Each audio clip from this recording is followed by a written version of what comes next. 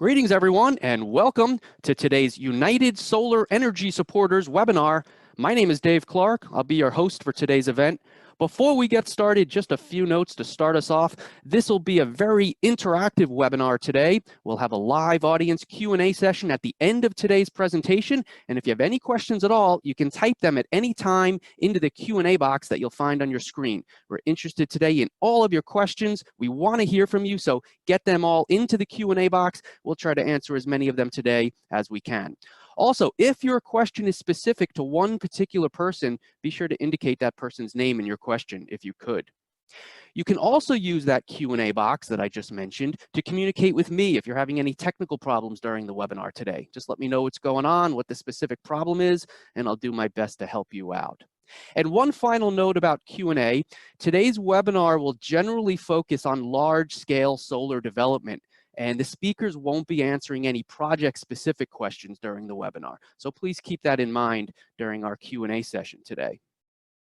All right, so let's get started with today's webinar, and let's begin by meeting our speakers. Dr. Richard Perez leads solar energy research at the University of Albany's Atmospheric Sciences Research Center. He's produced over 250 journal articles, conference papers, books, and chapters, and his solar calculation models are embedded in many software platforms around the world.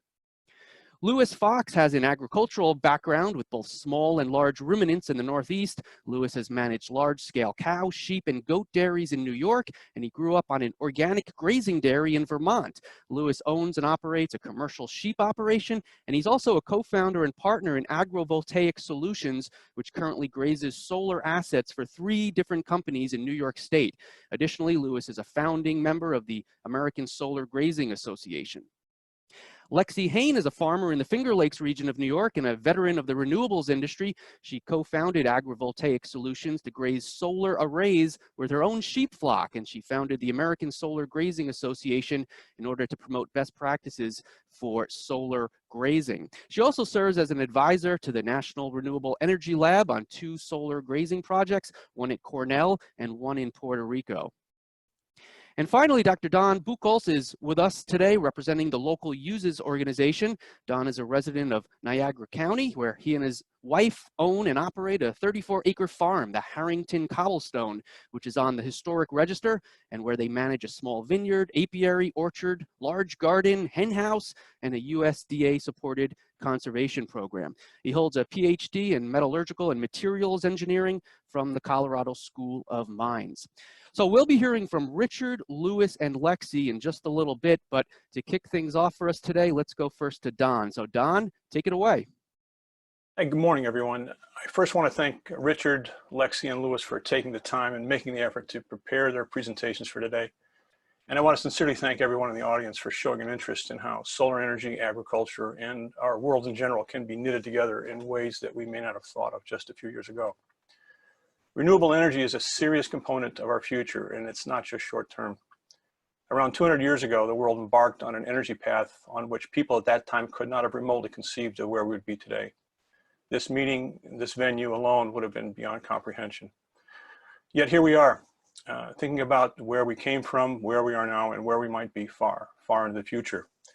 But we have some advantages. Our current knowledge gives us a better understanding of what has come before and where we are at present, and where we might be headed. Our predictive capabilities, supported by current technologies, engineering, and science, give us a crystal ball, if at times foggy, and a way to visualize and understand many of the consequences of decisions we may make today on our future. What we visualize today for our future isn't based entirely on the past, and while current events dominate our attention today, our future is far from certain. And to conclude, and maybe shed some light, Eleanor Roosevelt said a long time ago, when the future was very uncertain, the future belongs to those who believe in the beauty of their dreams. So, why I'm here. I'm the local face, or voice, under the circumstances, for United Solar Energy Supporters, or USES, the organizer of this and perhaps monthly events of this nature. And so I want to thank the supporters and endorsers for this effort and all the support they give us. Well, that's it pretty much. I want to say thank you again and enjoy the show. Thanks so much, Don. We're going to turn it over to Richard now to begin today's first presentation. Richard, over to you. All right, good morning. My name is Richard Perez, and I'm going to talk about very high penetration of photovoltaics on our energy resource grid. What I'm presenting today is a product of international research. Many people in the US contributed, and in Italy contributed to what I'm going to present today. The question that's preoccupying some of you is, do we want to see this much solar in rural New York? And we're going to actually quantify and put that this much in perspective. But before doing that, let's contextualize the discussion. So we have a problem. It's been eclipsed a little bit by the corona problem, but the corona will go away. But this bigger global warming problem will persist and grow in the future. The good thing about this problem is that almost 90% is traceable to energy consumption, one form or the other. So if we resolve the energy question, we will likely resolve the problem as well. So it's good to take a look at the way we use, how much energy we use. So the world consumption of energy on the planet in all the forms, electricity, transportation, buildings, industry, is about 19 terawatt year per year. A terawatt year is a big quantity of energy. It's trillions of kilowatt hours, a unit you may be used to. And how do we meet that demand today? We have big coal reserves. We have uranium to fuel the nuclear power plants. We have petroleum, and we have natural gas. So putting them together, we have many years ahead of us, but they are finite and they will go away someday. So that's a problem in itself. Then we have renewable resources that could do the job. This is the wind potential every year, so it's pretty big. It could actually meet the demand of the planet several times over. You may have heard of wave energy. So it sounds powerful and big, but if you add it up on the planet, it's not very big. It's a byproduct of wind, so it's a small resource. We have something called ocean thermal energy conversion, exploiting the difference in temperature from the top and the bottom of the ocean. That's not very big. We have biomass, so you've heard of corn ethanol and crops for energy. This is very disappointing because even if we converted all the crops to fuel for energy, they would not be enough on the planet to power the earth. We have hydropower, and hydro is limited by the number of rivers we have to exploit, so it's not a giant quantity. We have geothermal that can only work with current technology only in a few places on the planet, so it's not large. And there is also tidal power. Works in New York City. There is a small power plant there, a couple places in the world, but it's a very, very small, limited quantity. And then we have the solar resource, and that's every year. So when you compare them all, it doesn't even compare. One is orders of magnitude bigger than the other ones. So for me, it's not a basket, it's not a mix of energy where you put a little bit in each to solve your future problems. Solar is it. It's much, much, much bigger than everything else combined.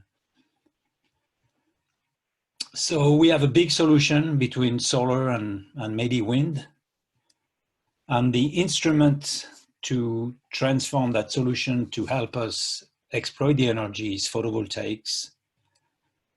And the good thing with photovoltaics is that it's becoming the cheapest way to make electricity today, by far. So this is the cost of a PV module since I started working many, many years ago. And it's not going back up, it's going down. Today, it's about 50 times cheaper than when I started working. And my friends in the PV industry tell me that 2-3 years from now, it's going to be 100 times cheaper. It's going to be very, very cheap, very low cost to make electricity. So we have a big solution. We have a low cost solution. but it's not growing as fast and as smartly as it could. And there are two main reasons for that. One is that the resource is intermittent. It's driven by the weather, by the seasons. So it's not something that you can turn on and off all the time. And the other one is regulations that are ill adapted to take advantage of that intermittent resource. And those two things kind of feed on each other to deliver something that doesn't quite work today.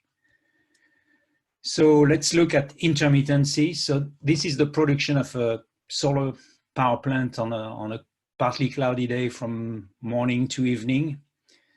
So as you can see, it goes up and down when the clouds go in front of the sun and back up. But this is what we need on the power grid. This is the demand of, that could be Buffalo, New York on that same day. So it doesn't quite fit. And as a result of that intermittency, solar is stuck into some marginal position when it could have a grid dominant position if we transform it. And currently that marginal position, with the solar industry growing and the grid operators having to manage that intermittency, it generates tensions between the utility and the solar industry.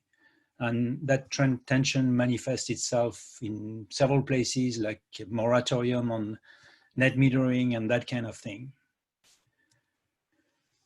So, and this is the intraday problem, the biggest problem by far. And you may have heard of that famous duck curve in California, where you put more and more PV on the grid and you create huge ramps that have to be managed. But this is the small part of the problem. The bigger part of the problem is multi-day intermittency. So this is the solar supply in somewhere in the Northeast US. So you have good days and bad days, cloudy days with no supply, good days with plenty of supply. And what we need is something that's available 24/7, 365 days a year. So if we are serious about transforming all our current generating resource into PV and maybe wind, we have to be able to transform solar into a firm, dispatchable, 24/7, 365 available resource. So how do you do that? The way to do it, the way that works, and everybody is focusing on that today, is energy storage, batteries and other forms of storage. And physically, it works perfectly well. When you have excess, you put it in storage, and when you don't have enough, you take it back from storage. There is only one problem with that, is that whereas intermittent PV is very, very cheap, it's below grid parity, it's the cheapest way to make electricity today. Transforming it with storage only to become firm, dispatchable 24/7 is hugely expensive. It's unrealistically expensive. And here I'm using the least cost projections of battery costs for 20 years in the future. Even then, by taking the most optimistic projections, it's not going to work unless we think of something that's a little bit counterintuitive. We overbuild the solar and wind resource and we curtail them. By curtailing, I mean purposefully, by design, we throw away some of the outputs when we have excess. And when we do that, here on the x-axis, that's the proportion I'm going to curtail from that resource. Something really interesting happens. So the red line, the white line is how much I would pay for my kilowatt hour if it's firm 24/7. The red line is the contribution of the photovoltaics, and the blue line is the contribution of storage. And you see that the red line goes up because I overbuild, so I pay a little more for PV, but the blue line goes way, way, way down. I can minimize my storage needs by very much, and I reach a point where I can actually consider to do the whole thing with PV at a reasonable cost. And we've been studying that in several high visibility research projects around the world. we have a project in the central US, which is led by Clean Power Research, by my son at Clean Power Research. And here we have a solution at the horizon of 2040 with 55% PV, 40% wind, and 5% natural gas to do everything at a production cost of less than 5 cents per kilowatt hour. So that's less than what they are paying today to generate electricity from conventional resources without even counting any environmental benefit. We've studied a couple of Caribbean and Indian Ocean Iceland grids with 100% PV solutions, and then we can come down to also very low cost for a pure solar solution that would power not only their electricity, but also the transportation sector and their building sectors. And my colleagues in Italy applied that to the entire Italian grid, and they came up with a solution about over 50% PV, 30% wind, 10% hydro. They have a lot of hydro in Italy with the Alps, and 8% natural gas to reach also very, very affordable production costs. So this thing is very solid. There is a lot of research to back it up. The thing that's not in place today is that the solution to get us there cannot be deployed today. It's not monetizable. Nobody will pay any solar producer to curtail their output and overbuild. It's not in the DNA of the system. So we're kind of stuck here where we could go there. And I was at a meeting a few weeks ago, and the title of the panel I was on was "What steps are government taking to allow integration of renewables into the power supply?" And the first thing I said was, what steps should governments be taking? Because they're not taking the right steps yet. Obviously, the solution is less technological than policy and regulation dependent. So the first thing that should be done is to monetize firm kilowatt hour instead of monetizing unconstrained kilowatt hour as we do today. So the monetizing firm kilowatt hour would mean that you would embed the storage and curtailment and possibly geographic dispersion cost into the remuneration of those solar power plants. Firm dispatchable PPAs would do the job well. And we have to move away from the current models that are supporting the industry, which is the unconstrained PPA. So you provide a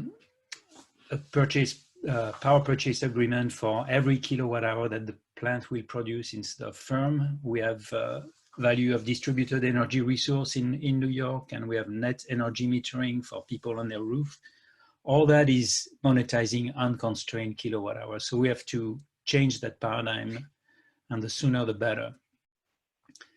Second thing to recognize is that we need firm power generation, not with respect to any particular customer, but with respect to the grid at large. That means that we have to evolve from a deployment process, which is pretty much customer driven today, to something that is grid operator driven. But that doesn't preclude developer or customer ownership like we have today. There could be a lot of benefits accrued to PV developers and customers who want to deploy PV. Just the decision and management would have to go from customers to grid operator. So that paradigm shift from customer driven to grid operator is something that I experienced myself over the years. I was a huge proponent of customer driven solar. This is the solar house I built in 1995, which had the first interconnected PV system in upstate New York, before even it was legal to do so. The net metering law only appeared in 1997. So, and I was a huge proponent of, I want my own system, I want to do my own energy. And back then solar was small, and marginal solar didn't even occur to me that it was not the way of the future. 3 years ago, we upgraded to a much bigger system because it made economic sense to us. And I even put a battery to supply power during outages.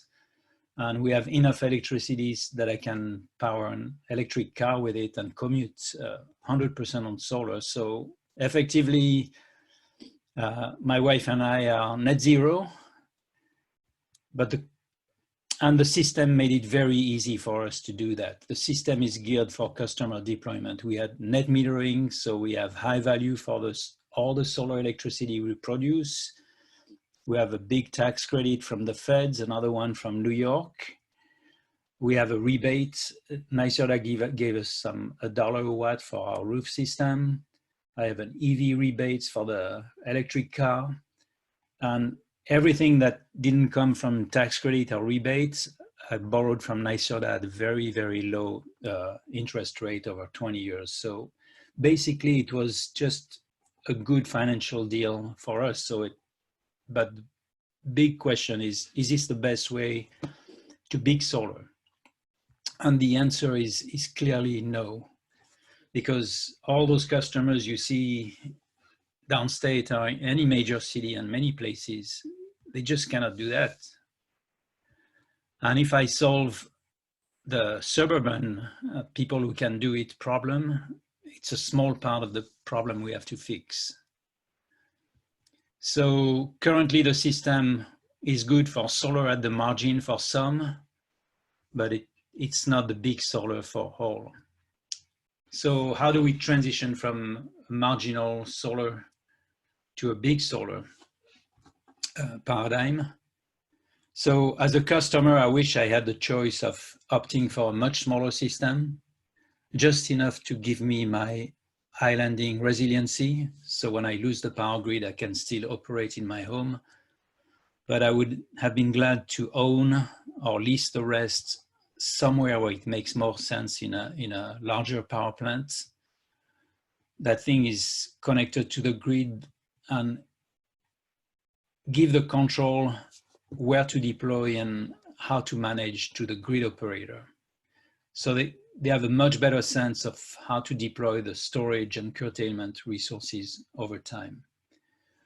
I'm still connected to that grid, so I'm still can claim my 100% net zero part. However, the system is now designed to feed all the power needed wherever it is needed, including to the big cities of the state. So for that, we have to adapt the monetization regulations. Otherwise, currently, it will not happen. And the big thing is to monetize firm power generation instead of monetizing unconstrained generation as we have today. That means enabling oversizing and curtailment of the systems. And the other thing is move away from the behind the meter economics, either through net energy metering or community choice aggregation that we have today, where it's driven by all behind the meter numbers and unconstrained production. So since we are talking about oversizing, here I'm talking building more PV than we need by close to 50%.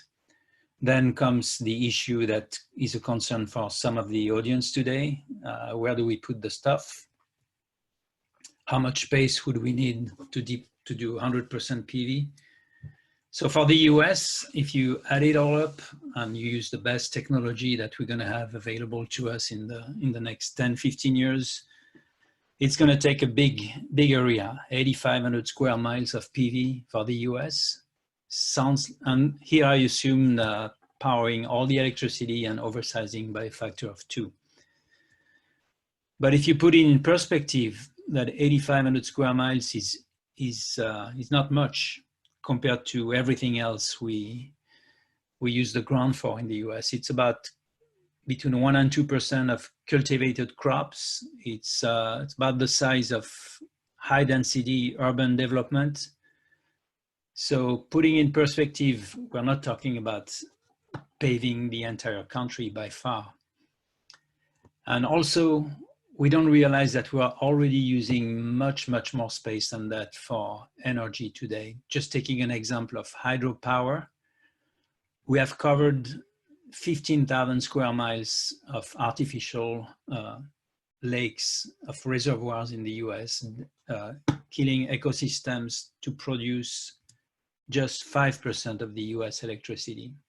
So we have a technology that we think is clean and all that, that uses twice the amount that PV would need to produce only 5% of our needs, whereas PV would use half the space to produce 100%. So just put that in perspective. Let's get closer to New York. So that's the land distribution in New York. And if I look at a scenario comparable to the one that emerged from our MISO Minnesota study, where we would have 55% PV, 40% wind, mostly offshore, 5% natural gas, and a very low price of generating electricity for New Yorkers. That's how much PV I would need in the state to do the job, to transform all the electricity sector into PV, 460 square kilometers. So that's a small fraction of the urbanized space in the state, if you put it in perspective. This is the number if I were not only doing the electricity, but also doing the transportation sector, converting all the cars and trucks to electric and supplying them with electricity from photovoltaics, and also converting half of the heating HVAC to heat pump based system that would be powered through photovoltaics electricity. So that's not a big number, 900 square kilometers compared, for instance, to cultivated crops, hay and pastures. Also, let's keep in mind that in New York and many other states in the eastern US, what we called forest today, and if we look 100 years back, it was not forest, it was something else. That new forest grew by leaps and bounds in the last 100 years. So taking a small fraction of that may not be an unthinkable thing to do. Let's get closer to Niagara County. We were supposed to be presenting right into the middle of the county, so that webinar was centered on the issues of Niagara County. So let's look at the same scenario. So the land cover is a little bit different in Niagara County. Many more acres of hay and cultivated crops and less forest, and quite a bit of urban development as well. And I'm going to assume that the New York requirements for energy are prorated not by population, but are prorated by surface area. So each county would provide their share for New York based on their surface area. So that's the bottom line for Niagara County, 5 square kilometers worth of PV electricity only, 10 square kilometers if we do everything with the PV, wind, and just a little bit of natural gas for flexibility. So if I look at the extent of that surface, it's about the size. This is 8 square kilometers. That's the Robert Moses reservoir that was artificial reservoir built, I think in 1960 to regulate the Niagara power plant. So that's just covering that could solve 80% of the issue, just that, to put it in perspective. It's also about a little over 1% of the pastures and cultivated crops in the county. So it's no big deal. And it's a small fraction of the urbanized space. So between everything, there is ample space to deploy the resource. Even if we went to a solution which is 100% PV, scrapping natural gas and wind, there would still be tons and tons of space.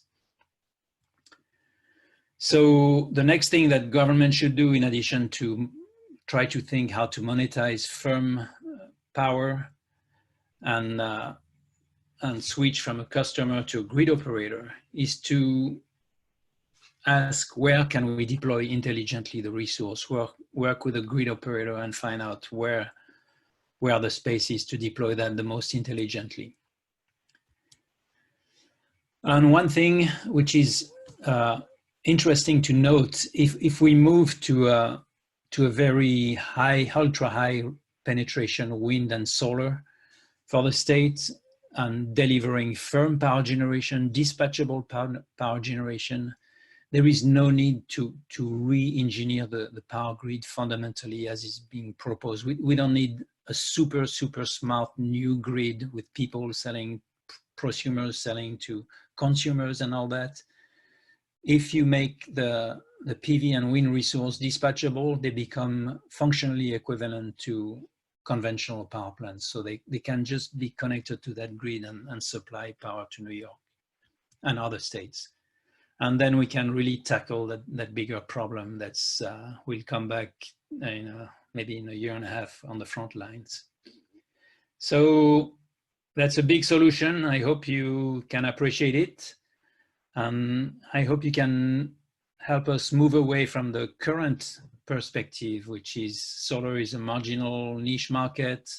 So that perspective is not only the perspective of the conventional industries today that belittle solar, but it's also a result of the way we have been trying to deploy solar in this country that keeps it marginal.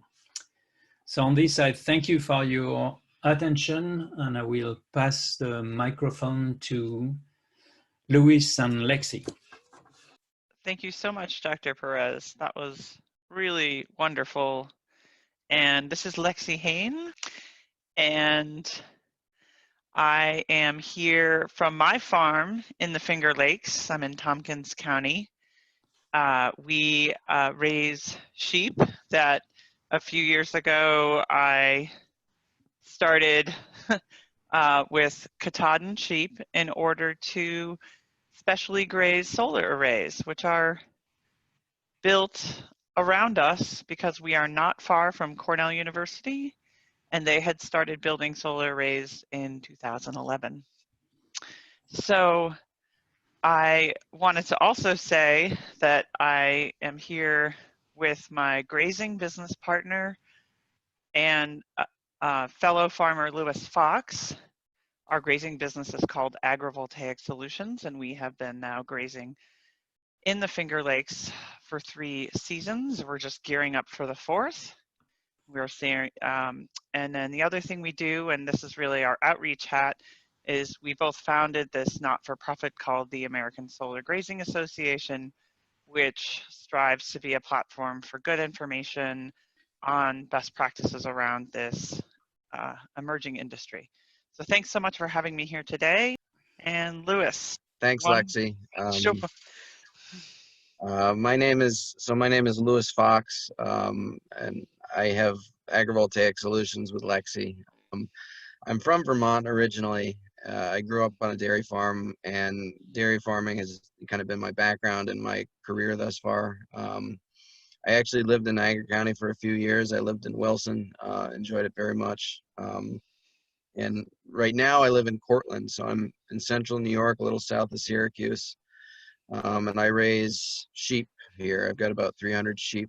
I produce lamb. I got started a few years ago, and I got connected with Lexie on one of those Cornell solar sites that we got the contract to graze. So over the years, grazing solar sites has become a bigger and bigger part of my farm business, and it's really allowed me to start without a huge amount of money behind me and get going and be able to have a business that I can grow and live off of. So, you know, solar grazing is definitely something that, you know, I'm very excited about, and Lexie's very excited about. And I think it's got a really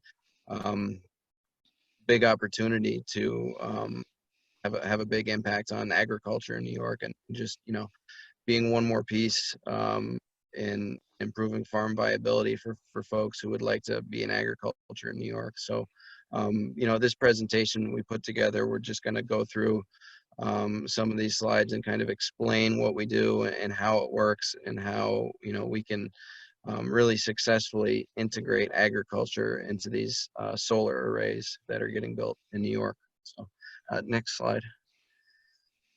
Okay, so what is solar grazing? So when we talk about solar grazing or agrivoltaics, basically integrating agriculture or agricultural production into these built solar arrays or solar farms that you see. So grazing sheep, grazing animals is kind of really the best fit we feel for solar farms, and that's because they serve a functional purpose. You know, in the Northeast, we have a lot of rainfall. We've got a good climate to grow grass during the summer. And so if vegetation, obviously growing in solar sites, isn't controlled somehow, you'll end up with a situation where it'll start to shade the panels and impact power production. And so what we do is we bring sheep onto these sites and we just um, manage the sheep on the site, and they live there and they eat the grass on the site. It's very simple, and it works very well. They're sized very well to do that kind of work, and so this is really the best fit as far as putting agriculture into these sites. Next slide. So you know, obviously most community scale solar and utility scale solar is rural. And, you know, typically farmland is one of the better fits for building these sites because it's cleared already and typically there's road access. And so, you know, we see, you know, state by state, it depends a lot on the policies and regulations in the state and what incentives there are for building. But you know, California and the Southwest obviously has a lot of sunlight, and they've been really forward in getting these sites built. And New York has mandated, you know, a lot of solar be built over the, you know, the near future, and so we're seeing a lot of development, and it's, you know, obviously worked well for us in building this business because, you know, typically we work with community scale sites, and so we're grazing 5 to 30 acre sites right now, and so we have a lot of interest from developers who are putting these sites in, and we've been able to grow relatively fast because of that. So New York has been a really good place for us. Next slide. So this is a map that I have made based on many phone calls, many emails, and a lot of road trips. And what this is so the data points, what I'm trying to show here is in the green are the states where I or Lewis or someone else from ASGA has physically visited a solar site and seen the solar grazing for themselves, or or I've just had enough phone calls or emails with folks in that place, and we do a monthly phone call on our solar grazing website, which we'll get you a link to, I'm sure, later. And it is a really neat thing to see how this industry is growing across the country. I've been standing in the Tampa Bay region where there's 500 acre solar arrays being built, and every single one of these arrays, it's like the rate is, I'd say, like 3 a year by one of the firms, and every single one of the arrays is being grazed by sheep for the vegetation management. And they have special livestock managers, they have special plans for watering, for rotating the sheep. It's all like a coordinated effort. And then the peach color are states where, based on, again, the same kind of ground truthing, I believe that we are going to see solar grazing spreading to those states in this year. Again, as Lewis said, this is something where there's no federal level policy for solar, so it's very much a state by state trend that we're seeing. So pretty exciting to see it and to know that this industry is largely rural, and so it means that there is an opportunity for farmers and solar asset owners to coordinate. And yes, Hawaii is on the map. They have quite a bit of solar and solar grazing. There's a great Smithsonian article about that.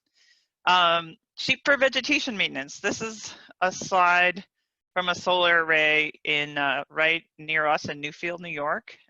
Those are some agrivoltaic solutions sheep. And as you can see, in the middle of the day, they are quite delighted with life. They are resting in the shade of the panels. They don't need to compete for shade. There's no stress on them there. So animal welfare is, an utmost priority for us, but the solar farms are really well suited to them. And you can see this was not a specially built solar array for grazing. There are modifications you can make, but basically most of this ground mount solar that everyone is talking about doesn't need any major changes to the height of the panels or to the wiring or anything else like that. And I think I'm going to start and just say on this, you really get your best results when you think of this as a managed grazing. So what Lewis and I were saying is, yes, this is fairly simple, but it also is something where if you are trying to do this effectively, you absolutely need to have a plan for how you're going to graze your sheep to manage that vegetation. Because I always say the sheep are like my children. If they have the choice, they are not going to eat their Brussels sprouts first, and they will ignore them for as long as possible. So if you control and plan the grazing, such as you can see the strip grazing in the bottom, they've obviously been on the left, they're in the middle, and then they're headed to the nice dark green on the right. Okay. And yes, and then there's, anyway. But basically there are people, especially in our area, who can help. If you don't know a lot about grazing, you can have folks write grazing plans, so on and so forth. Here, I'll hand it to you, Lewis, on this. So some of the work we do is helping developers design their sites to be grazing ready, and part of what we do for that, and one of the very important pieces of work that we do, is designing a grazing plan. And basically what a grazing plan is we take the entire site or the entire site that's going to be grazed, and we break it up into different sections, and we design a blueprint for how many sheep will be needed to cover the site for a season, and how many days they'll spend in each section. And so with sheep, we're typically targeting around 40 to 45 days to make a complete pass of the site. And we like to have them spend no more than 4 or 5 days in one section. Part of this is to, manage for sheep health and also for forage health. And if we do this successfully, we get better forage production, so we can stock the site with more sheep and make it more productive. And it is beneficial for plant health, for root growth, phases of grazing followed by phases of rest, improve soil biology, and make a better stand of feed. And especially over time, we see a lot of benefits as far as, water holding capacity, and there's a lot of different benefits that come from. So that's a really important piece of the management, and that's something that's a kind of a key part of what we do. So you could see on the photo on the left, I don't think that's exactly a grazing plan, but that's, similar to what we'll do is we'll break it out into sections and just design the blueprint for grazing. And so typically, the way we graze and the way sites are grazed in the Northeast is the sheep are going to go out late April, early May, when the grass starts growing, and then they'll start rotating. And over the summer, by July, August, we have a drier part of the summer, and so forage grows a little slower. And so either we'll move sheep to different sites, or we'll just start to pull some sheep off of the sites and reduce the stocking rate, or we'll slow the rotation of the sheep. So, some of these changes are day-to-day decisions being made by sheep managers. Typically, we're checking on our sheep, putting eyes on them, every 2 to 3 days. Most of the sites we deliver water. Bigger sites are likely going to have water installed, wells installed. we'll bring minerals. We'll do, different management tasks with the sheep. Just, putting eyes on them and making sure, that they're healthy and they're doing well is a big part of what we do. Next slide. So in this slide, there's a diagram of the different parts of the growing season. And so on the left there, we have basically it's showing faster forage growth.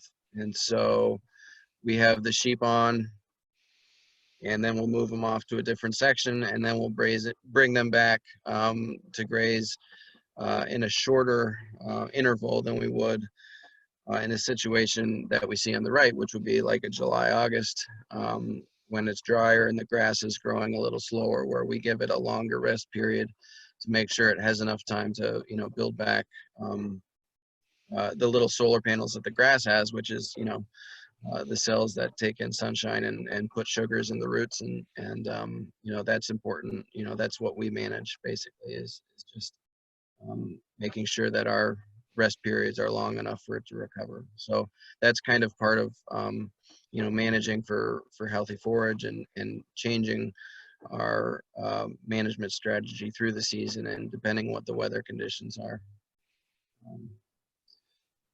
So here we've got a really nice stand of, I can't tell what that is. That's looks like some kind of forbs or legumes in there with some grass, but this is kind of a good example of, this is getting up towards the bottom edge of the panel. So this would be a situation where, this is kind of an ideal situation where we'd want to be bringing sheep into a paddock. And we wouldn't want the forage to get too far above this height. And it's also a really optimal time for the nutrient density and the nutrient value of the feed for the animals. So that's probably somewhere between 12 to 18 inches, and it looks pretty lush and it's not flowered out yet, and so that's a really good stand of forage to bring the sheep into. And I think one thing to note, and this is a different flock of agrivoltaic sheep, in this case at a Cornell-owned solar array near Geneva, New York. In this case, what Lewis is saying is that two things. One, we're obviously doing the same good management that you would want to be doing whether there are solar panels there or not. And the perk is you never have to worry about shade. So there's no heat stress concerns for your animals. And of course, there's that nice fence that the solar company puts in. So you don't have to worry about that. And the other thing is, we're managing this for multiple years. This will be our fourth year, I think, on this particular solar site. So it means that over time, we're really able to think long-term about this. And, the solar arrays are going in for 25 to 40 years, usually. And so you can think about a strategy for managing for that length of time. And when Lewis and I, get our contracts, that's our goal, is sort of thinking longer term so we can make changes to improve productivity for the site over time. So there is a seed mix. It's just been released by Ernst Conservation Seeds, and they are a big seed house in northwestern Pennsylvania, and they do all kinds of seeds, and really at scale. And they teamed up with some folks at Cornell, big thanks to them, and helped create, and our American Solar Grazing Association, and helped create a seed mix that is being released this year that balances the needs of wanting to have enough seed for solar, wanting to have a low growing and diverse seed mix, and also something that is palatable to sheep, that helps them gain weight, keeps them healthy, and doesn't have anything toxic for them. And then of course the last part, and this is the buzz part of the fuzz and buzz, is pollinator friendly, and there's a bunch of flowering plants in that mix. And there's actually two variants on the mix. I could go way down the road on this, but you go to the solargrazing.org website, you can see the options there.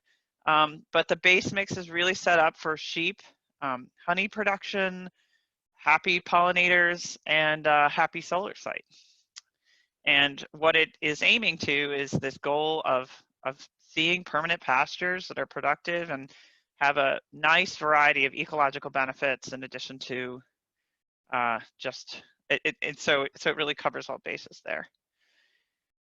So our choices there, we talked about it. So what if you didn't choose the fuzz and buzz, what would you be looking for in a seed mix? You know, sort of lower growing grasses, legumes, and forbs. And do have to take into consideration that a solar site is not consistently sunny or consistently shady. It's a nice mix there. You of course want a seed mix that is established easily. And of course the soil moisture levels are impacted by the shade of the panels as well. Overall though, it means you can grow a really nice mix because it's most of the site isn't too sunny or too shady. It's a nice mix in between.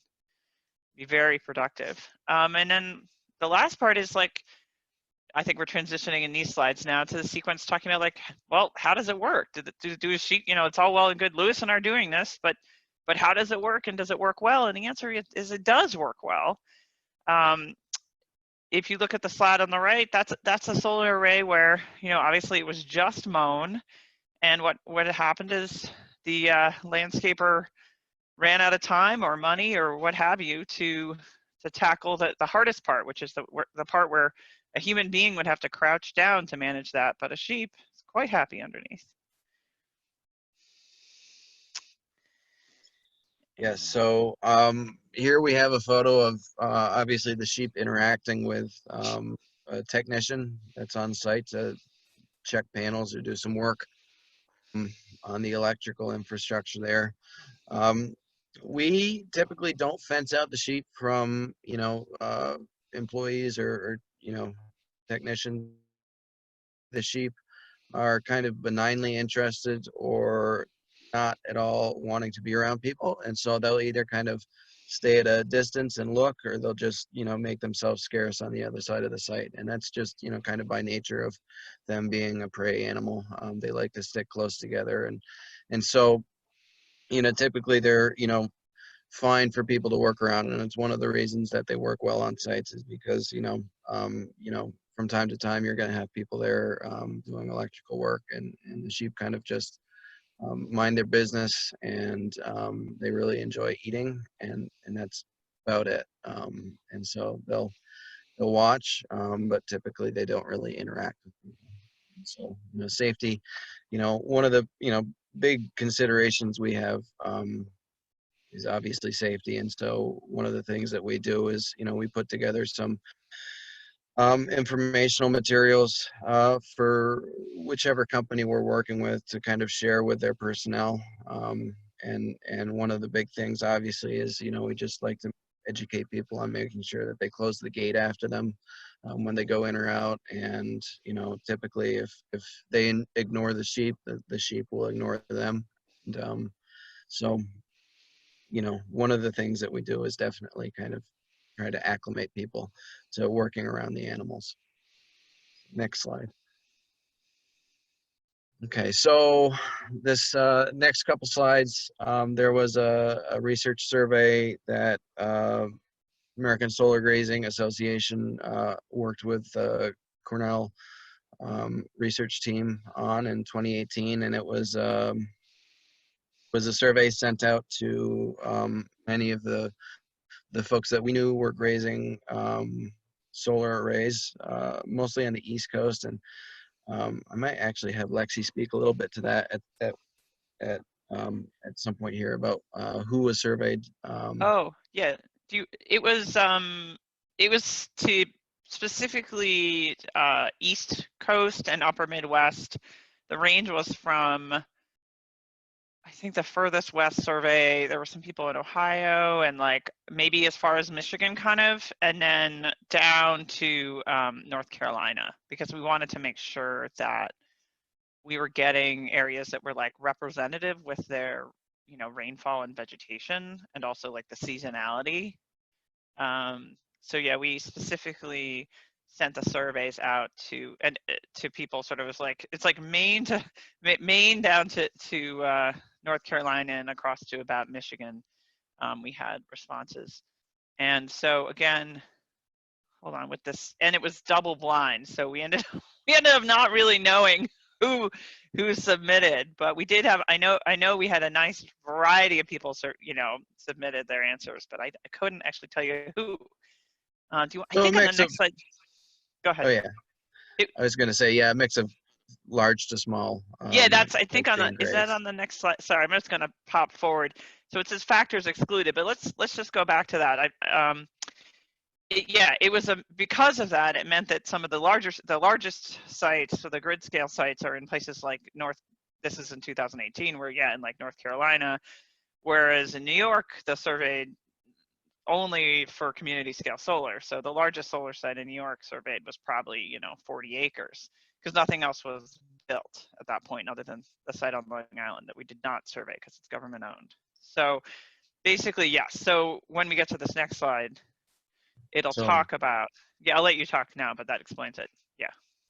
Yeah, so it was a survey of income from solar grazing operations to the farmer, and so we ended up with some useful stuff as far as kind of averages of what people are bidding for these sites, and the data is, like Lexie said, more skewed towards smaller sites in general.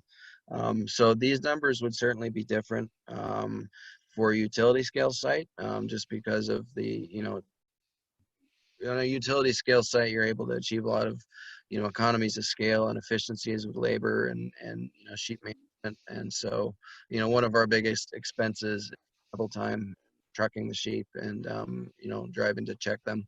So these numbers are not going to be the same for utility scale, but it is utility scale or community scale. It's a paid contract to a farmer, and it's definitely a very significant revenue stream, and it's very important to the farms that are doing this work. So it's a very good synergy between power development and people who own sheep and sheep farmers. They can use the animals to bring in another revenue stream than they would otherwise. So it's a very big opportunity. So we could go to the next slide. Oh, There you go. Oh, I'll let you. Do you want me to? Yeah, go ahead. This is just a survey thing where we can I'm not going to go through every one of those, but basically, suffice it to say, the survey was just what had a bunch of questions in it, but it excluded a lot of details. So, and one of those details that's pretty important is like the slope or grade. And part of why we wanted to conduct this survey is to get a sense of what sheep farmers were being paid to manage sites, and so that we can compare it with what landscapers were getting paid to manage sites. And because there was absolutely no data at all at that point, that's part of why we wanted to do this survey. And so I think the copies of this will be available later. And I think what we're talking about here, and actually Dr. Perez did a far better job of explaining this than I ever could, but just talking about land use efficiency. But what this slide shows, and this was put out by a not-for-profit in Wisconsin, is that the most efficient use of land on a per acre basis that you could have if you're producing food and energy is solar plus lamb. So you can feel good about that. So, Go ahead. So just for an overview of kind of what the sheep industry looks like in New York and across the country. Obviously, New York is, in the Northeast in general, is very well suited to, pasturing animals. As it stands right now, we've got about 1,000 farmers farming sheep in the U.S. A lot of that industry is kind of centered in the mountain states and in California. Texas also has a lot of sheep. And you know, the sheep industry kind of moved west about 100 to 120 years ago, and it's starting to make a comeback in the Northeast.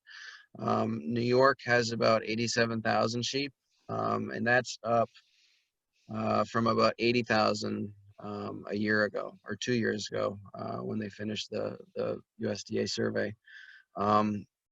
So it's grown about 9% over the last couple of years. And that's, you know, in large part because we've got very good markets on the East Coast.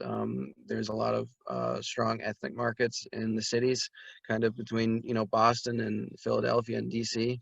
We've got a lot of population, and, you know, obviously there's more interest in locally grown food and very fresh food. And so we're able to supply that very well. A lot of the producers in New York are small to medium-sized producers. We've got some large producers with, you know, over a few thousand sheep, but typically, you know, we're talking, you know, 20 sheep to 200 sheep. And that's, you know, that's an area that is seeing a lot of growth. For the next slide, I think. Okay, so lamb market trends. Lamb consumption in the U.S. has kind of been on a downtrend since the 40s, and that's been a very steady decline in consumption per capita. It's not been one of the big three meats. We have started to see that turn around though, starting in about, you know, 2015 to 2017. Consumption per head finally seemed to turn around and start to head up again. And there's a lot of factors going into that, which I won't get into, but we're seeing more of an interest in lamb as obviously more of a premium meat, but it's becoming, you know, more accessible to a larger, you know, consumer base. And so we're seeing consumption start to grow again, which, you know, obviously we're very happy about. But one of the interesting things about the lamb market in the U.S. is about 60 to 70% of the lamb consumed in the U.S. is imported, mostly from Australia and New Zealand. They've done a very good job of building out their sheep industry over the last 30 to 50 years, especially in gearing it towards producing a high quality lamb. And so what that means for the U.S. is that we've got a tremendous opportunity to, you know, grow our share of the market, and we can grow production tremendously just by replacing imported lamb. And so, you know, I think we're very optimistic about the sheep population in the Northeast growing on its own, and certainly with a growth in solar production. If there's, you know, if we can see good growth in these grazing opportunities and these contracts for vegetation maintenance, I think we could see really tremendous progress in the growth of the sheep industry in New York and the Northeast.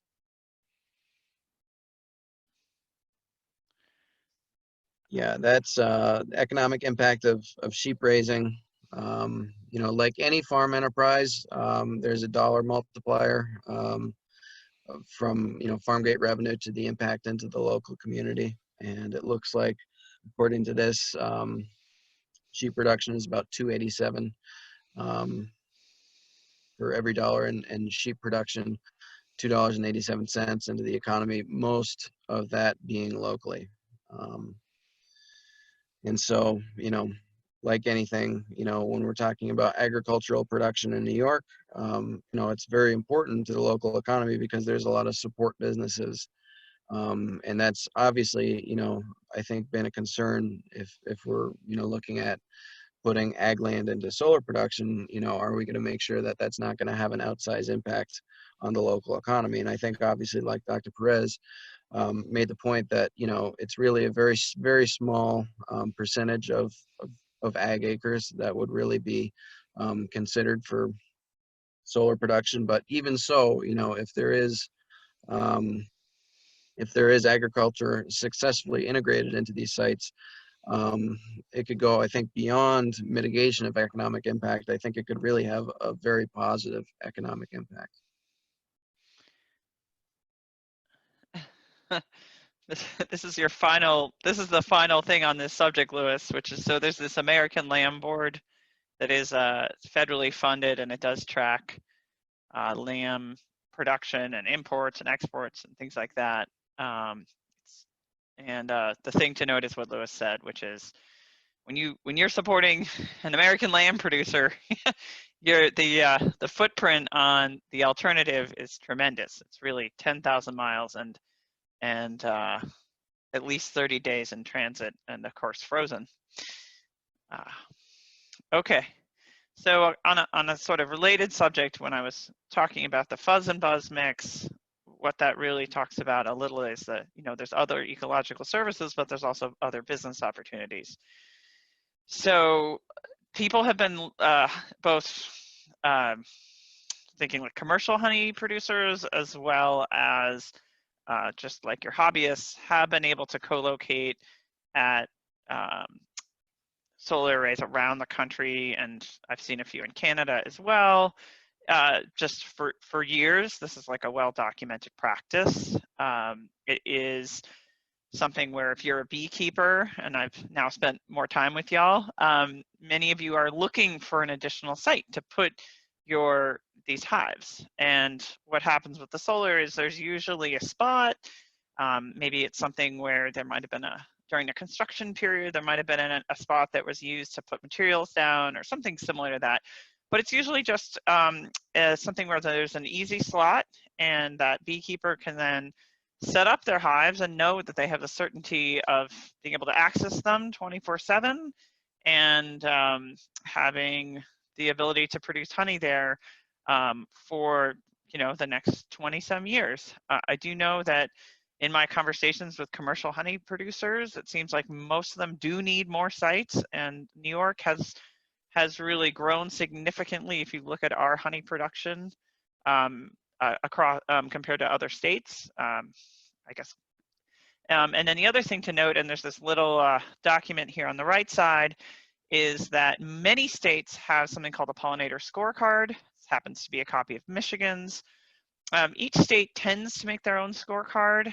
In New York, it was passed into law, but actually nothing has happened. It went to the Department of Agriculture, and they're thinking about it. So, and that was, I think, several years ago now. So what I'm trying to say is it is mandated in some states that there be an inclusion of both, you know, honeybees or other pollinator-friendly practices.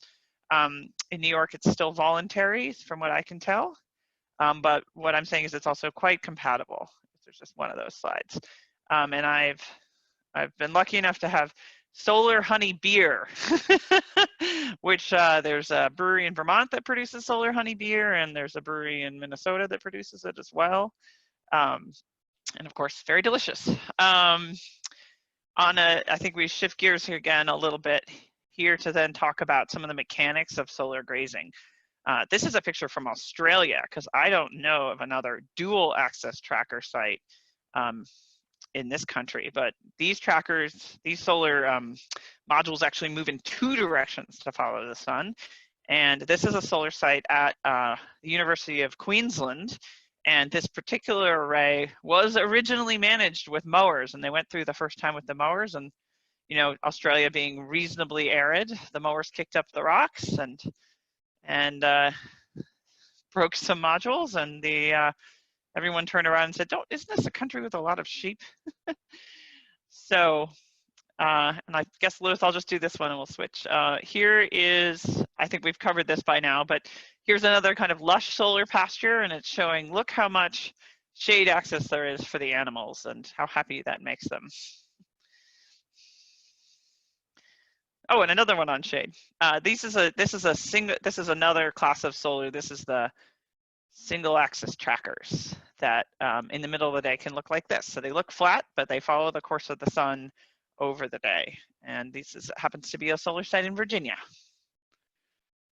Yeah, that's definitely, you know, one of the reasons that sheep do so well getting down and underneath the panels is that they really, on a hot day, they love being in the shade, and they'll just hang out there all day and really do a very good job at that, you know, vegetation right underneath the panels.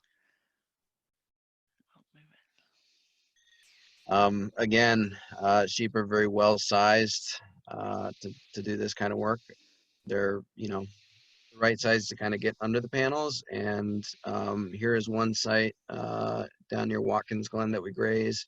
It's got raised cabling, which you'll see on some of these sites, and the sheep just duck down and go right underneath it, no problem. Obviously, this would be a site that's more difficult to mow just because you've got to go down and turn around and come back rather than going straight through the rows.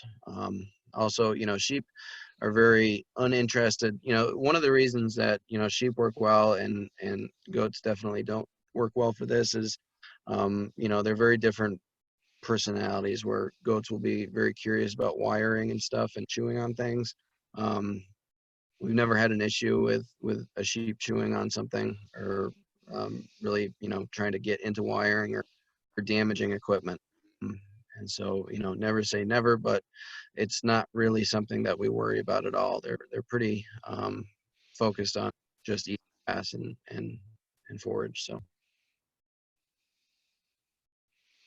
another big benefit that we see on these sites is that, we typically have a very secure perimeter fence. One of the big challenges to raising sheep in the Northeast is coyotes and other predators. You could see some pretty big losses if you have, sheep out where there's coyotes, which there are pretty much everywhere in New York. We've never seen predator loss on a site, and that's something, also never say never, but the fences on the outside of the site bring a lot of peace of mind. And they also obviously keep the sheep in. So dual purpose. Yeah, it's one of the reasons we feel comfortable, having something where, it's a remote location. Some of the sites we graze are 60 miles from our home farms, and I can feel comfortable knowing that they're safe. I can walk away and know they'll be fine. So inside these solar arrays, and I've spent a bunch of time walking around in them now, there is some of this infrastructure. The picture here is from that same site in Virginia. This developer paid to put in some really nice quality tube fencing around the inverters. And the reason that they felt that that was necessary was really not because the sheep would do any damage. It was really because what they'd seen at other solar sites is that on some of these concrete pads, the sheep like to take naps and spend time. Now, of course, that means that they leave messes behind. And it's not a problem for the electrical equipment, but what it is a problem for is sometimes these electrical service workers get a little cranky about that. So really, if you want, and you're there could be an exclusion fence installed. I've seen lots more that are made of just like hog panel. This is just the fanciest, nicest version. We'll talk a little bit here about the mechanics of how we do this. Here's a sheep release. You can see this is a site where we did have to bring in water. There was let's call it a retrofit. And here is nice early spring day there. Lewis is moving one of the flocks to part of the array to start the grazing at one end of it. And they are bucket trained. That's grain in the bucket, or so if they hear that sound, the sheep will follow. And then of course you're going to want to have to catch your sheep later, whether it be for some kind of veterinary check, health check, or just in this case, these photos were from a day where, like Lewis was showing with the forage curves, we were there at the end of July and the sheep had eaten the site down pretty well, and we actually reduced the flock numbers by about half at that solar site. So collect and sort and load the trailer. Here's a shot of moving water and minerals. Again, typically supplying water, and we also supply a loose mineral. It's like a salt lick sort of, and that's the only other supplemental nutrition that the sheep will get. Everything else is just eaten on site there. Go to the next one. Oh, sorry. Again, checking pretty regularly, making sure they're doing well. This is a site I think this is a group of lambs think this is a site out near Albany. Yeah. Yeah, it's being grazed out there. We were visiting last year. Nice looking bunch of lambs. And the next one. And you know, an example here. Do you know where this? I don't remember where this was. Oh yeah, this is up in Ontario. Oh, that's right. That was in Ontario. Yeah. So so this is kind of an example of, you know, this is a farmer we visited, a pretty big grain producer, I think farming somewhere around 5,000 acres, and also has a couple hundred acres of solar and grazes them with his own sheep.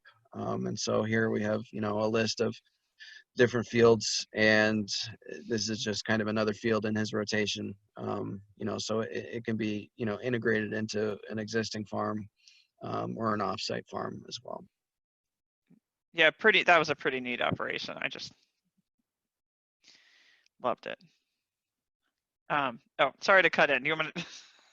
I just I get excited. I was like, oh, that was the best farm visit ever. I think this is you. Okay, so this is what the American Solar Grazing Association tries to do, a little about who we are. You can find out more at solargrazing.org. We have, you know, it was founded as a not-for-profit trade association for this emerging industry. Our goal is to promote solar grazing through education and research, and it really is a farmer-led initiative. The farmers saw that we all needed to be talking to each other, and, you know, the same way I now we go to now a lot of solar conferences and a lot of agricultural conferences where we put on our clean town clothes and get on a plane and go talk to people about solar grazing, because it's something where it's definitely a lot of people want to hear about it and how they can engage meaningfully. We also just got our funding, so we found out this week we got funding to complete a tool that we are building through our website, so that any of our members can post their farms if they want to get involved in targeted grazing, or the solar asset owners can put themselves on the map as well. So that's getting close, and that's something we're really looking forward to offering. Here, I think we're talking about solar grazing business models. Here we can go through some of the different business models that we've seen. And basically there's two different main scenarios here. One is independent contractors who have a contract for the vegetation management with the solar company. The other option is some of the solar firms are now starting have their own asset management department. They have their own operations and maintenance, and they are getting into the business of doing this themselves. And in fact, the oldest solar grazing firm, I think in this country, was founded that way. So we're going to go through some of these. We'll just start with this one. This is a family-run operation in northern Pennsylvania. These folks have been in a diversified family farm for many years. I think they both originally went to Cornell a long time ago. They offer lambing classes and clinics. They both have started solar grazing this past year at Susquehanna University, where they were able to take some number of their dry ewes over to the site, and they actually, with the support of the university, had a work-study student who's a pre-vet checking on their flock every day, and I know the first season went very well for them. I'll do this, Lewis. Or you want to go ahead? Go ahead.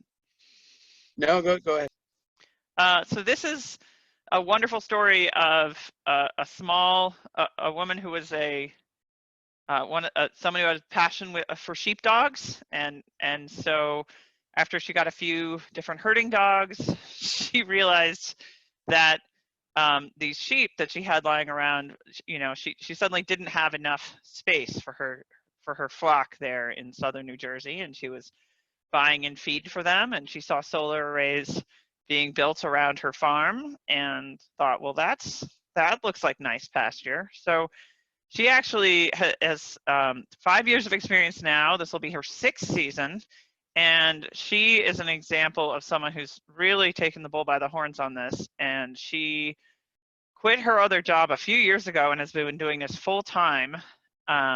It's 100% women-owned business. She grazes mostly these tracker sites, so the panels are moving. She grazes for Princeton University, among other schools. And she is now actually in contract to do a much larger solar array. And the other neat thing is, because she's in South Central New Jersey, she direct markets 100% of her lambs. She's really in a sweet spot there. And she just built 2 new barns in the last 2 years, which is something I can't say for anyone else. Go ahead. This is a guy out in California. He's on the California Sheep Industry Board. Very well respected producer, and he's grazing some much larger utility scale sites. His sheep, I think, just northeast of LA. I might be wrong on that though. Go to the next slide. Texas and New Mexico, a growing operation. Again, you know, probably somewhat different stocking rates than we see in the Northeast. But you know, large amount of sheep, growing business. Next slide. A+ environmental restoration. So this is a business grazing utility scale sites for Tampa Electric down in Florida. Also growing very fast. I think they're rolling this out on a very large number of acres of new solar they're putting in there. And they've got some very interesting, unique issues that they deal with wildlife and whatnot being in. Next slide. Carolina Solar Services. This is a more full service operations and maintenance business in the Carolinas that they have kind of rolled out grazing as a very central part of their services. Been very successful with it. Grazing 400 acres. I think that's growing pretty fast. Also growing, you know, their sheep flock. I believe they own their own sheep. Yeah, they do, and they hired someone with a good farming. He's like with an agricultural background, has done his own ranching, and actually worked for another grazing service before this to just manage the flocks. And those numbers are not even accurate anymore. They're growing every year also, just like all the rest of these industries. That's my fault. It's an old slide, but it's just a year old, and the numbers are already like a third larger for all those. Delaware River Solar is a New York-based community solar firm. This is an example of the solar firms who are doing it in-house. They are based down in the Callicoon on the Delaware River, and they have flocks of sheep that they are deploying across New York State. The first few were in the Catskills, but I know a bunch were in the Southern Tier last year as well.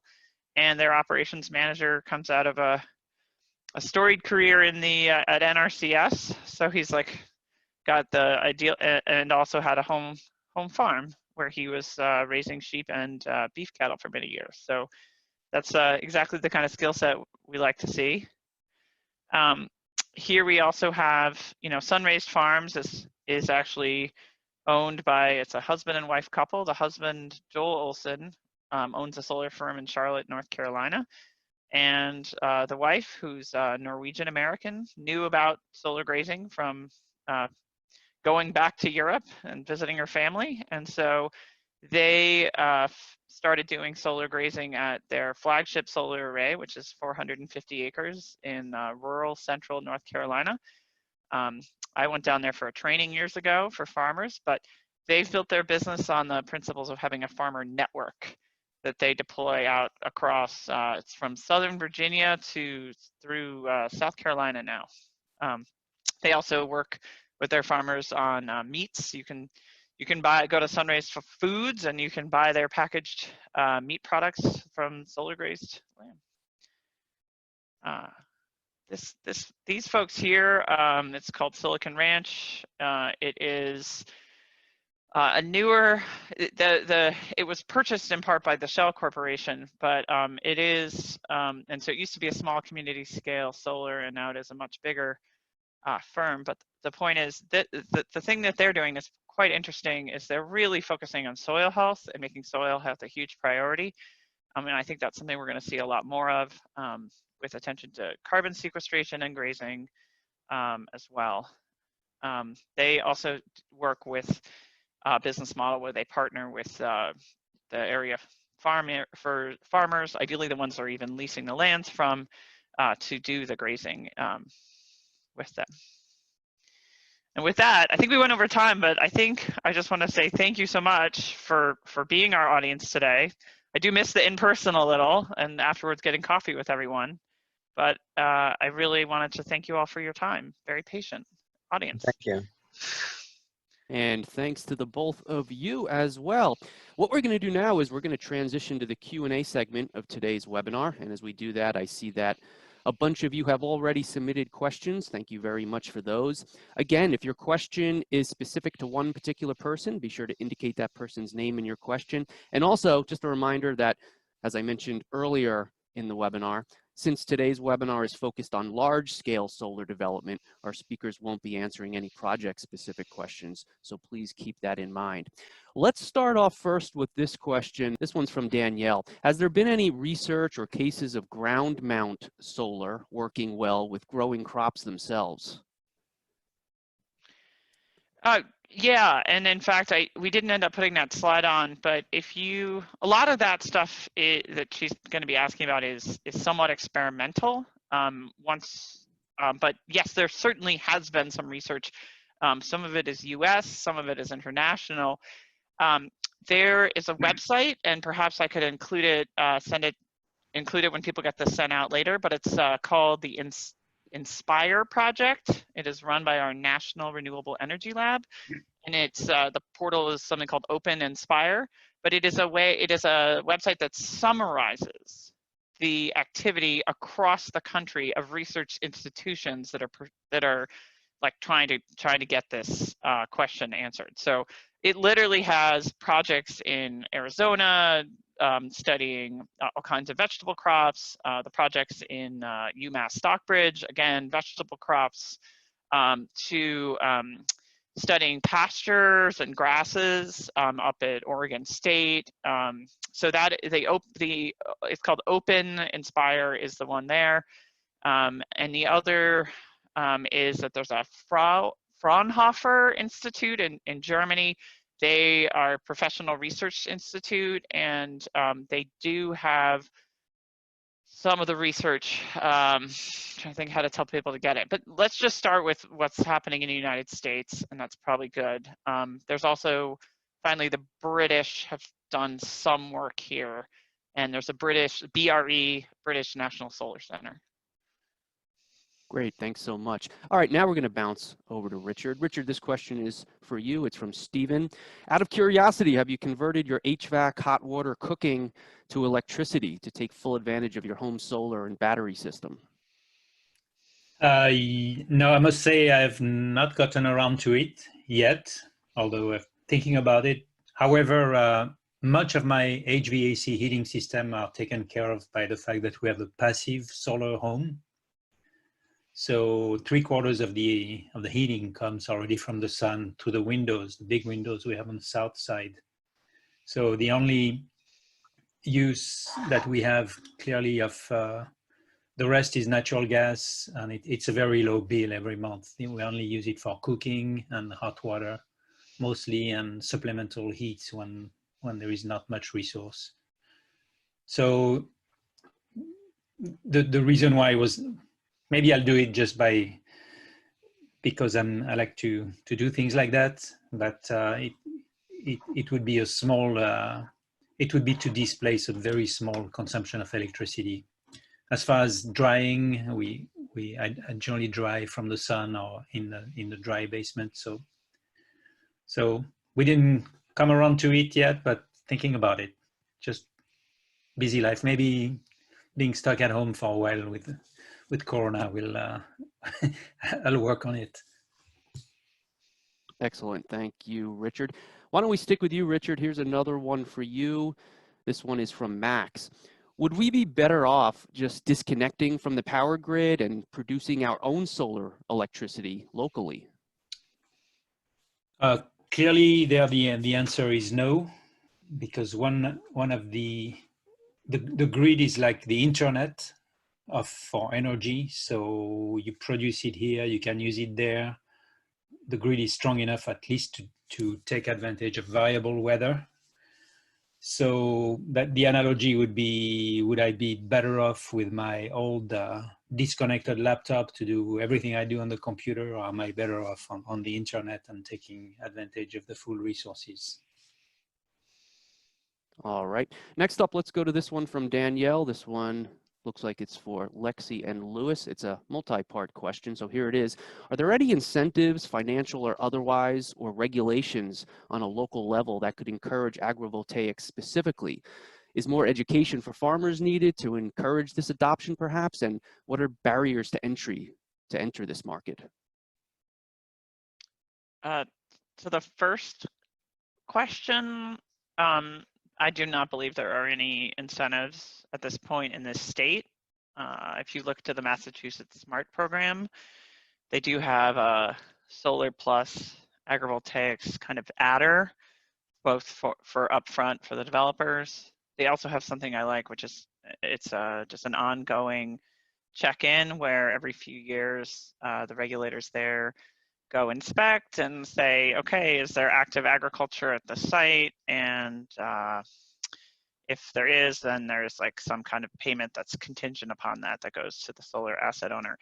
I do think also just to speak back to the other question, Danielle, you could probably, I'd say Massachusetts would be the place to go to look for some of your answers. And I do know if you go to the UMass Stockbridge, Dr. Stephen Herbert's site, that would be a starting place for you, and it is open to the public. And then there are other, from there you would have to get, I think you could start getting, if you wanted to go see, once we can all travel again. The second question, barriers. Lewis, you want to take that one? Barriers, or how to get farmers involved, I think. I mean, there's no barriers really. I think a good resource is, if somebody's interested in grazing solar sites, definitely probably the first place, you'd send them is the ASGA website, the American Solar Grazing Association. We've got some pretty good resources on there as far as, what you're probably going to want for, liability insurance and, what developers are looking for. And we do a monthly call-in program. We have, different speakers on a conference line, and, there's kind of a question and answer. So as far as, probably one of the trickiest parts is just making that initial contact with a developer. If there's a site near you that you'd be interested in grazing, who do you call? So that can be a little tricky, figuring out the right person to call who's handling, the O&M with the site. But, beyond that, I mean, it's just making a relationship, and definitely the ASGA website is a place, I would certainly point some. All right, let's go next to this question. Richard, it's for you. I'm just going to read this one verbatim. Your slide showing firm LCOE versus percent curtailment suggests that reaching approximately 40 to 50% curtailment solves the grid leveling problem. Does that suggest that batteries are an interim solution while we strive for the 40 to 50% curtailment goal? That's a great question. So on that slide, I showed the battery cost going down. We will need batteries. But batteries are like the glue that will put the piece together. But when we curtail, we can use much, much, much less glue. So if we don't curtail, we're going to have tons and tons of batteries. If we curtail optimally, we're going to use only a reasonable amount. But we'll always need battery. For instance, at night, if it's 100% PV, you still need to supply the energy at night. And there is no other way yet than using batteries. But if you use a reasonable amount, that's good. It's going to be affordable. If you use tons of them, it's going to be way too expensive.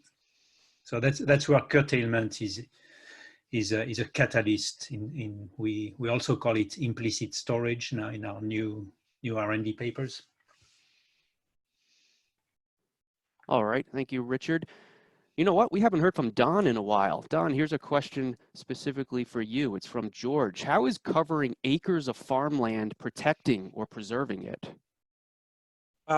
It's a good question. the land out here has been used for a couple of hundred years in most cases. And there's a certain amount of erosion that takes place. And even though the farmer's trying to apply cover crops, persistent vegetation with native grasses goes deeper into the soil and it has a much higher complement to the soil health than annual crops. The annual crops are designed to support the annual crops, but native grasses, when they can be established underneath the solar panels, hold the soil better and again, provide more habitat than the farmland alone, and also the associated benefits of not having to use herbicides, fungicides, and pesticides. So letting that land get 30 or 40 years of grass underneath them is a benefit to the more natural native state of habitat that the land used to have. Can I also, Don, just bring up Sure. something? Yeah. Just if folks are interested, and this is my information on this is pre-COVID, so be patient with me, but there is a Cornell solar site that is actively researching, best practices around the solar grazing. So like dense, so it has, I don't want to go way down the road here, but it has the sheep. It has an entomology team studying all the different native insects that are going to be found across the site, and of course at all the different grazing densities. And then the third part of that is they're doing a really rigorous study around carbon sequestration across all these different plots.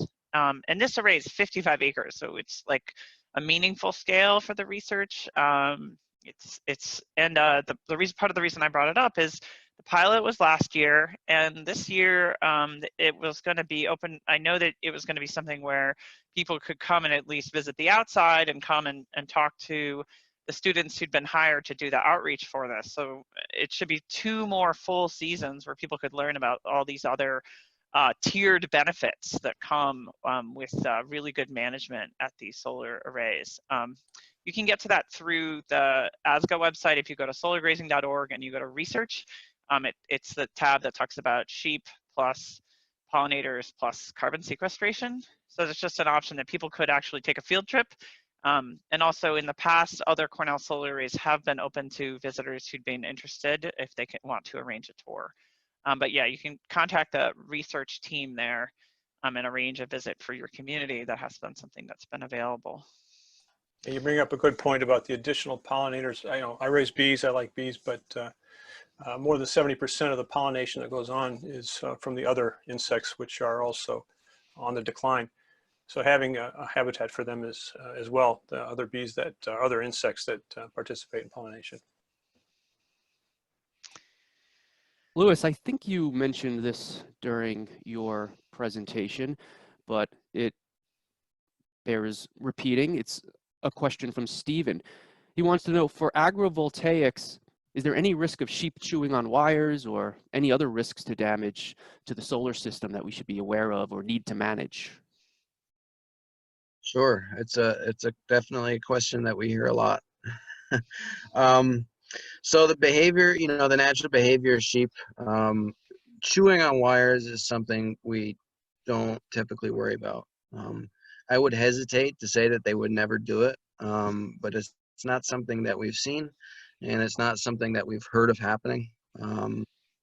Other species, obviously goats, would probably be, have a risk of doing that just because of their behavior, but sheep are pretty they don't typically have any interest in kind of the built equipment on the site. They'll do some rubbing on posts and stuff, but typically that's not really an issue. Fixed racking or trackers, the racking isn't something that they'll have any risk of knocking over. Definitely good, if we're working with a company, on the building side of a site, we let's have good wire management when it's under construction and make sure everything's tied up tight, so nobody walks through something accidentally. But again, it's not something we've ever really seen happen. Yeah, we try to, if we have the chance, we'll fence out the inverter pads. But we've, knock on wood, never had an issue with something like that. Definitely, I think on the balance, we feel sheep are a little bit less of a liability if you're comparing them to mowing, just because there's not the risk of a mower hitting a panel or a piece of equipment, and we don't have the risk of rocks getting thrown into stuff. So typically, we think of sheep as pretty, risk neutral or a lower risk. Thanks, Lewis. That's certainly good news. Next up is Bill, and Richard, this one is for you. Do you have any concerns about fire from the PV system on the site? No concern about fire. I've had the system, my first system lasted 22 years on the roof, battery in the basement. I'm looking at it in my office in the basement, about 20 feet from it right now. My insurance company knows about all my system, and I don't pay any premium for having all that in the house. So no concern. It's I think I have more concern with a gas boiler that I have also not far from me now. Would be a much bigger concern. All right, I'm going to throw this one out to all of you. Feel free to jump in, whoever would like to answer it. It's from Sarah. Since you have net metering and are connected to the grid, what is the advantage of having the battery storage other than during times of grid shutdown? Currently, there is no other advantage for me in Albany. However, grid shutdown, we experience that about 3-4 times a year. Ice storms, mostly in the winter time. One lasted like 3-4 days a few years ago. So it's pretty handy to be able to have the local solar system recharge the battery and keep all the important loads going in the house and the pipes don't freeze. However, in a perfect world, having that battery, I would have a contract with a grid operator so that they can actually modulate that battery and even modulate my own system, curtail it when they need it to shape the production so it matches the electric demand on the power grid. So for me, that would be the future, that the battery and the systems are located on my premises, but the control is at much higher level, so electricity is dispatched when and where it's needed. Let's stick with you, Richard. Another one for you. If the grid moved to your big solar plan, would people with existing residential net metered PV systems see changes in their compensation for the kilowatt hour their systems produce? Yeah, that's a super great question. I'd say no, they probably would be grandfathered if the new legislations was intelligent. The good thing is that currently all those net metered homes represent a tiny fraction of the energy picture of New York, so that would be easy enough to grandfather. But the longer we wait to switch to a big solar paradigm, the harder it's going to be to grandfather growing systems which would be unconstrained. So for now, I'd say, yeah, no problem. These are just ripples on the big picture. Let's keep them going. But in the future, things will be different. Doesn't mean that it will be less financially attractive for people to deploy PV. But instead of having their meter running backwards and their investment accounted for by unconstrained electricity, they would have another deal where they would know that their system would be part of something bigger and they would be compensated accordingly, but in another way. All right, thank you, Richard. Lexie and Lewis, here's a sheep question for you. What do you do with the wool? Is there a market for that? How many sheep per acre do you need? Okay, that's a two-part. So Lewis and I, all the agrivoltaic sheep are hair sheep. Yeah, there's a lot of details here. So I like to explain it this way. I mean, surely all of you might have like a dog at home or know a friend with a horse. And you know that horse over the winter gets a big thick coat on it, right? And in spring, it just sheds it, right? So hair sheep, which are just like that. So we both have breeds that largely we're using Katahdins, but there's some other hair sheep breeds that are pretty famous. And part of why we picked Katahdins as sort of our flagship breed is because there's one less thing to do.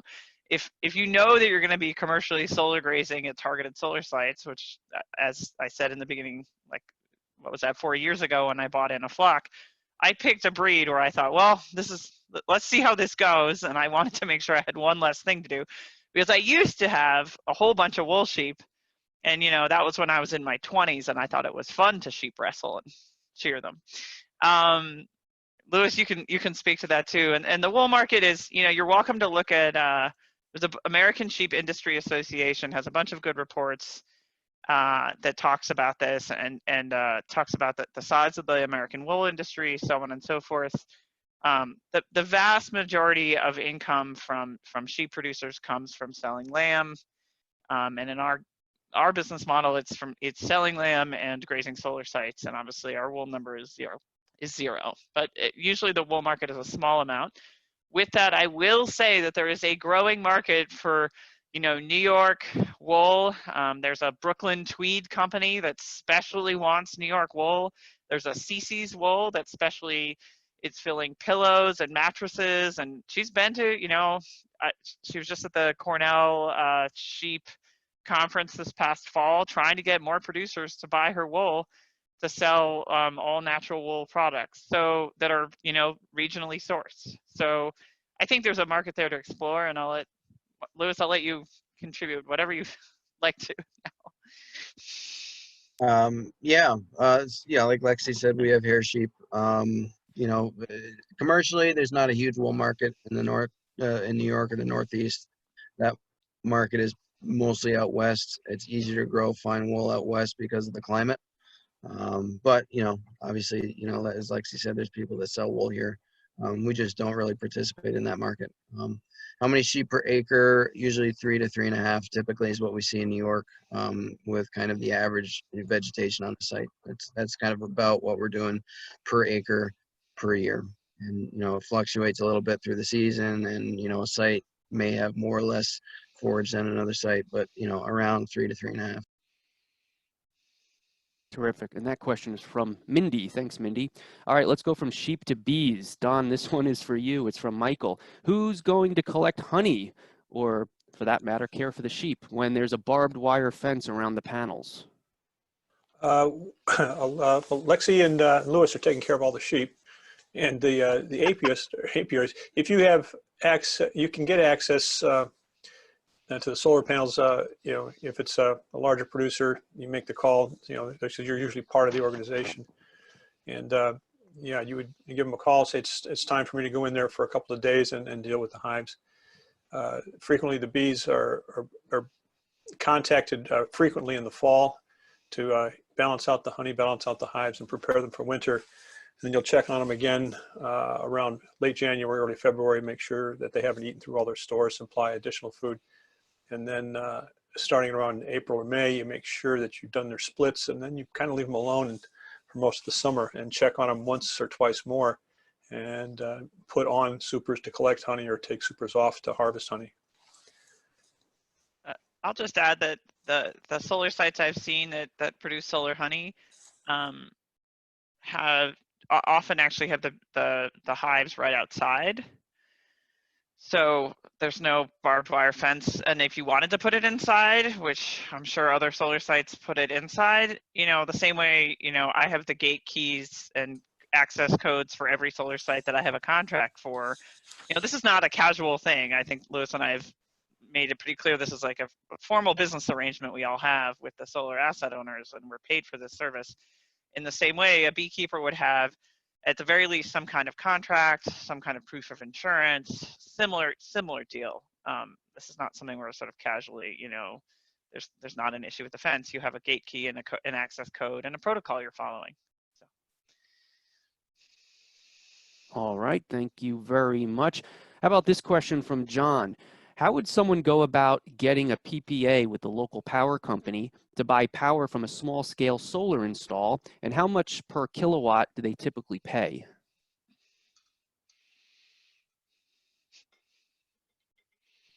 Richard, is that one for you? Could you repeat, please? I thought it was for Louis and Lexie, so I didn't pay attention. Well, Sorry. so we'll throw this out. We'll throw this one out to everyone. So the question is, how would someone go about getting a PPA with the local power company to buy power from a small scale solar install, and how much per kilowatt do they typically pay? Okay, so PPA, it's generally for larger systems, for with respect to either off-takers, which could be a community or several buyers, like our state university would also buy power on PPA. So it's an agreement based between producers and consumers.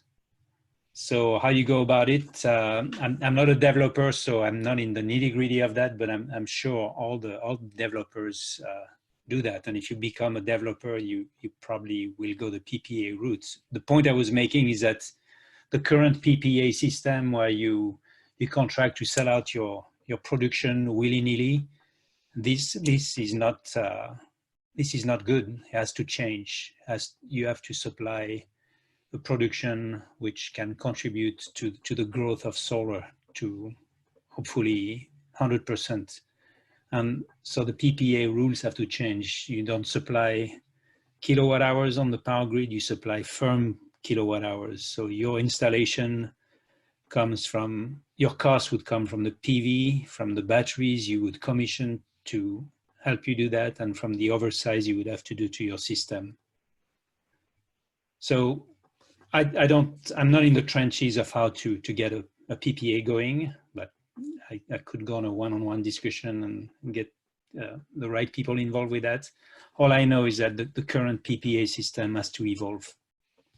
This is Don. I know that I've been looking at the Solar Energy Industrial Association, the SEIA, and I think they have some information that would be useful to you on their websites if you go to seia.org.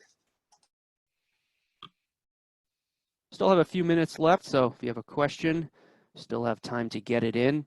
Richard, here's another one for you. When you present the big solar solutions to politicians and grid operators, what are the top 3 reasons they don't want to do the switch today, even with the looming environmental consequences? That's probably the best question of the day. So the initial thing is that very few people know about that. So I wish I presented to politicians and utilities, and I was invited to talk to decision makers there too, so they could actually understand what's going on. So I'm not at that stage yet. The ones I talk to, like we have that huge project in the central US working with the mid-continental system operator, MISO, which is 170 gigawatt. It's several times the size of New York. They get it very well, and they are gearing for it in a big way. In New York, I've not been that lucky to talk to the people who could make a difference and understand it. So any way you can help me get that message across, I have very strong arguments to convince anybody to go ahead with it. But it's a new thing, and few decision makers know about it yet. Let's go next to this question from Jim. Community scale projects are almost always acceptable, but utility scale footprints cause much more opposition in suburbanized rural areas of upstate New York. So the question is there a peer-reviewed research paper that documents the cost differential and implementation success rate of these 2 approaches? Okay, community scale PV and utility scale. These are 2 terms that could describe the same power plant. Community scale, if you have a large enough community, like university at Albany, our university, SUNY, is a community, and they are going to commission community solar for them. That's going to be pretty much utility scale. So the term, what you have to look is how many megawatts you're putting in the field. So what I try to show in my presentation is that look at the total footprint, whether they are small or large, it's not going to be all that much. you're talking 1% of cultivated crops in New York. It's if you do it smartly and you spread it around all the roofs available and the farmers that want to take advantage of it, it's going to be no footprint at all, regardless whether it's so quote unquote utility or community scale. So community scale system can be very large. Community solar can be pretty like in the hundreds of megawatts. Utility scale is also in the hundreds of megawatts or bigger. It's just a different business setup. Here's an interesting question from Charlie. How does grazing and sheep work during New England winters? Well, hi, Lexie. So almost everyone I know who's a solar grazer in the northern states has a plan for their flocks for the winter that involves bringing them back to a barn, some kind of winter shelter. The grazers I know do this down in the south, southeast. Typically either just leave them on the solar site or have an adjacent pasture that they graze them on or bring them over to. Lewis and I manage the flocks so that, just bring them back to the home farms in the fall. We do our lambing, or the majority of our lambing during that time, and then you bring them back out and deploy them in the spring. So I do know a couple of people who make different choices. For example, moving your flocks down to Florida. There's a grazer in Massachusetts who does that. He's got a commercial business moving his flocks up and down the East Coast, and I think that's sounding pretty good right now. I don't know. It's been a long winter. I'd be happy to be coming back from Florida grazing right now. So, there's options, and you have to think it through for certain. But what it leads me into is like this idea that a lot of the solar sites do have some infrastructure in there that should be thoughtfully repurposed for sheep infrastructure if you're going to do solar grazing. So you've got barns already there. They're not going to be used. Maybe a little might be used by the solar operations and maintenance personnel for storage or spare parts. But this is how farmers usually think. It's a little bit creative, and you say that's good existing infrastructure. Let's use it. Let's see if we can squeeze in one last question. This will be a real quick one, maybe a 30-second answer if you could. It's for Lewis and Lexie. Are your sheep curious enough to nibble on the bare copper wires that ground the arrays to grounding rods, and is copper ingestion a danger? Well, this person knows enough about sheep to know that copper is, a problem for sheep in certain situations. We've had no problems with this, zero. Neither has anyone I've ever spoken to. We've had almost 30 solar grazing phone calls with people across the industry, across the world. And we also had that Atkinson Center survey that did get into sheep health and well-being across all the solar sites. And I've never seen it, zero. So I'd say it's not a problem. All right, well, according to the clock on my wall, it looks like we are just about out of time for today. Thank you so much to everyone who submitted a question. We really appreciate your participation in today's webinar. A big thanks to our speakers today, Richard Perez, Lewis Fox, Lexie Hain, and Don Buchholz, for their insights into today's topic. Before we wrap things up, just a few final notes. We want you to know that today's webinar was recorded, and you'll be receiving an email with a link to access that recording as soon as it's available. So check your inboxes for that. You'll also be able to access the recording on the Uses website and on the Uses Facebook page, and you'll see those links on your screen right now. That email that you receive, by the way, will also include a link to a very brief survey that we hope you'll take. We'd really like to know your thoughts concerning today's webinar. We would love to get some feedback, so please take a couple of moments to complete that survey and let us know what you thought. Thanks so much for being with us today. That does conclude today's webinar. Thanks so much for spending some time with us today on this Saturday. Have a great day, everybody.